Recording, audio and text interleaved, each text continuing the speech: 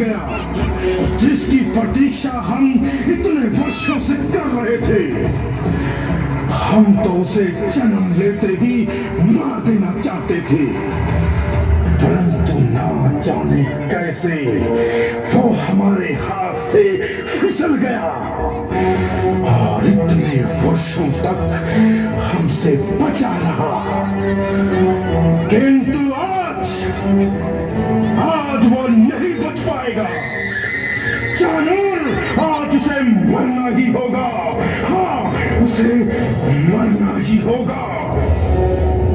जानूर, तुमने सारा प्रबंध ठीक से तो कर दिया है ना? जी महाराज, आप निश्चिंत रहें। मैंने ऐसा प्रबंध किया है कि सांप भी मर जाए और लाठी भी न टूटे। आपके हाथी कोल्य पीड़ को रात भर मदिरा पिला पिला कर मदमस्त कर दिया गया है और उसे रंगशाला के मुख्य द्वार पर खड़ा किया गया है। बस महावत का एक इशारा पाते ही वह कृष्ण को अपने पैरों तले चींटी की तरह मसल कर रख देगा महाराज। और यदि किसी प्रकार वह कोल्य पीड़ से बच भी गया तो हमारे पहलवान मुष्टिक, कूट, शल, कौशल और स्वयं मैं, हमसे बचकर वो भला कहाँ जाएगा महाराज। एक ही पटकनी ऐसी दूंगा कि पानी भी नहीं मांग पाएगा महाराज। शाबाश जानू, शाबाश। लेकिन वो है कहाँ? अब तक आया क्यों नहीं? चिंता की कोई बात नहीं मथुरेश। जब से वो मथुरा में आया है हमारे गुप्तचर हर क्षण उस पर कड़ी नजर रखे हुए हैं।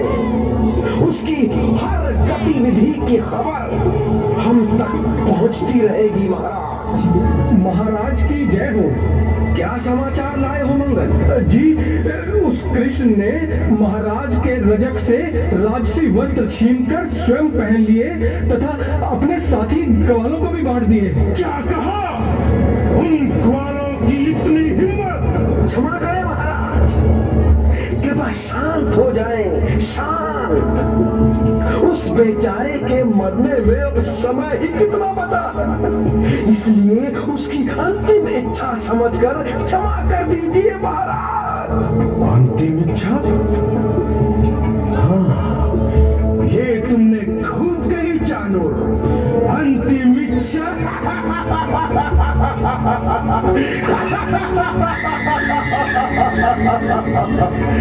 तो ठीक है, हमने उसे क्षमा किया।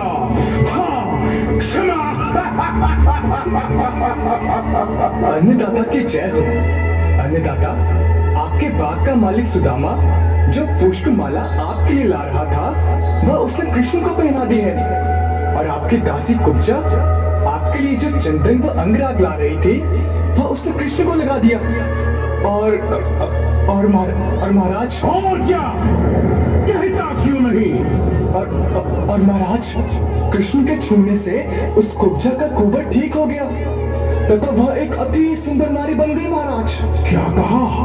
वो क्रूर दासी एक सुंदर नारी बन गई? महाराज, ये सब उस कृष्ण और उसके साथियों द्वारा फैलाई गई झूठी अफवाहें हैं, केवल आपको भ्रमित करने के लिए।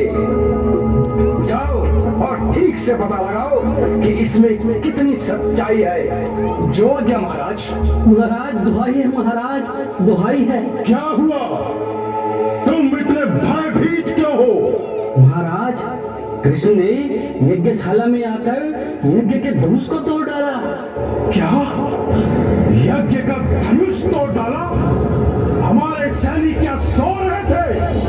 अभी तक उसे बंदी बनाकर हमारे सामने क्यों नहीं लाया गया? महाराज, हमारे सैनिकों ने उसे बंदी बनाना चाहा, परंतु कृष्ण तथा बलराम ने सभी को मृत्यु की नींद सुला दिया। कृष्ण कृष्ण कृष्ण, इस मथुरा नगरी में कृष्ण के अतिरिक्त भी कुछ है या नहीं? ये हो क्या रहा है जानो। महाराज, मैं अभी पता लगाता हूँ। महाराज, गजब हो गया महाराज, गजब हो गया। अब क्या हो गया? महाराज, कुवल्यपीड़ हाथी ने क्या कुवल्यपीड़ ने कृष्ण को कुचलकर मार डाला? देखा महाराज, मैं न कहता था कि वो ग्वाला अब ज्यादा देर का मेहमान नहीं है महाराज।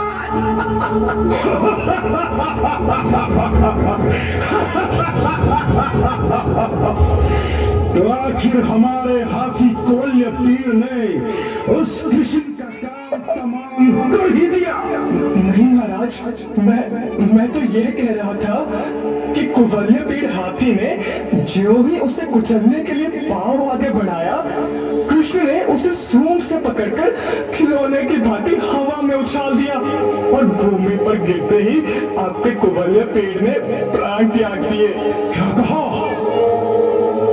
हाथी को खिलौने की भांति हवा में उछाल दिया? असंभव, ये हो ही नहीं सकता। जानवर, ये हम क्या सुन रहे हैं? महाराज, मुझे भी अपने कानों पर विश्वास नहीं हो रहा है। कानों पर विश्वास नहीं तो आंखों से देखकर विश्वास करो चाणूर। लो, देखो और पहचान लो, ये गजदंत तुम्हारे हाथी कुवल्यपीड़ के ही है ना? कौन है ये दंड बालक जिसे ये भी नहीं मालूम कि राजा के सम्मुख कैसा व्यवहार करना चाहिए? मैं कौन हूं?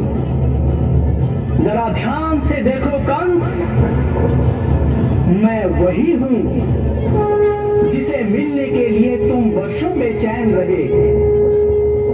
मैं वही हूं जिसे मारने के लिए तुमने बार बार अपने दैत्य को भेजा परंतु सफल न हो सके।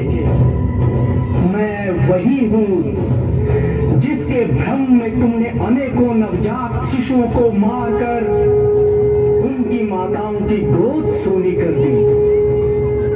मैं वही हूं जिसके माता पिता को तुमने अपने बंदी गृह में पेड़ियों से जकड़ रखा है।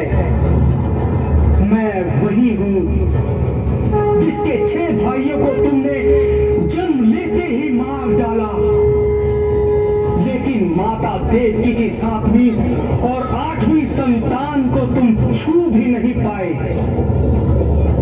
तो आज अपनी यह इच्छा भी पूरी कर लो कंस मामा। ध्यान से देखो, ये माता देवकी का 7वां पुत्र बलराम और मैं 8वां पुत्र कृष्ण तुम्हारे सामने सिरा तान कर खड़े हैं। अरे नादान छोकरे, क्या तुझे मृत्यु का भय नहीं जो मेरे सामने यूं कैंची की तरह जुबान चला रहा है? तुम मुझे मृत्यु का भय दिखा रहे हो? जिस दिन से तुमने आकाशवाणी सुनी उसी दिन से तुम पल पल मृत्यु के भय से कांपते रहते हो। उस दिन के बाद इतने वर्षों तक एक रात भी चैन की नींद नहीं सो पाए तुम। मृत्यु का भय क्या होता है ये तुमसे अधिक और कौन जान सकता है कंस मामा? कृष्ण, स्वयं को बहुत वीर समझते हो ना तुम? गोकुल वृंदावन के ग्वालों के सामने वीरता की बड़ी बड़ी टींगे हाँकते हो। हमारे दयालु महाराज ने तुम पर कृपा करके तुम्हें वीरता का पुरस्कार देने के लिए यहाँ बुलाया है, लेकिन उससे पहले हम भी तो देखें कि तुम वास्तव में इस पुरस्कार के लायक हो या नहीं। क्यों कृष्ण, मल्ल युद्ध में 2-2 हाथ करोगे हमसे? तुमसे? तुम तो मथुरा के बहुत प्रसिद्ध पहलवान हो ना? मल्ल युद्ध में कई बड़े बड़े योद्धाओं को तुमने पराजित किया है। एक छोटे से बालक से लड़ते हुए तुम्हें लज्जा नहीं आएगी? और मथुरा के महाराज के सामने यह अनर्थ? लोग क्या कहेंगे जानू? अजी लोगों की छोड़ो, तुमने अभी अभी कहा कि तुमने गोल्यपीड़ हाथी को मार डाला। इसका अर्थ ये हुआ कि तुम में हाथी से भी अधिक बल है। और यदि तुम्हारे शरीर में हाथी के समान बल है तो फिर हमसे मल्ल युद्ध करने में भला कैसा अनर्थ? मैं कहता हूं इसमें कोई लज्जा की बात नहीं है। क्यों महाराज? हाँ, जानवर ठीक कहता है, इसमें कोई अन्याय नहीं। यदि तू वास्तव में वीर है तो मेरे इन योद्धाओं से मन करने में डर कैसा? आज या तो अपनी वीरता दिखाओ या फिर वीर कहलवाना छोड़ दो कृष्ण। क्यों जाऊं? क्या विचार है? इसमें विचार कैसा कान्हा? तू यहाँ आराम से बैठ, मैं जरा इन पहलवानों को गोकुल के दूध माखन का स्वाद चखा दूं। दाऊ, इसके लिए तो मैं ही बहुत हूँ। इससे मुझे लड़ने दीजिए ना। नहीं कन्हैया, बड़े भाई के होते हुए तुझे लड़ने की क्या आवश्यकता है? तू बस देखता रह कैसे इन्हें धूल चटाता हूँ। दाऊ भैया, छोटे की हट रख लीजिए ना। अरे ये बात क्यों करते हो भाई? तुम दोनों ही मैदान में आ जाओ। ये ठीक है दाऊ भैया। चाणूर महाराज कंस के विशेष सलाहकार मालूम पड़ते हैं। मैं इनकी इच्छा पूर्ति करता हूँ। आप मुष्टिक को संभालिए। ठीक है कान्हा, चलिए मुष्टिक महाशय, शायद आपका कल्याण मेरे हाथों ही लिखा है। अभी पता लग जाएगा कि कौन किसका कल्याण करता है। चीटी की तरह न मसल दूं तो मेरा नाम मुष्टिक नहीं।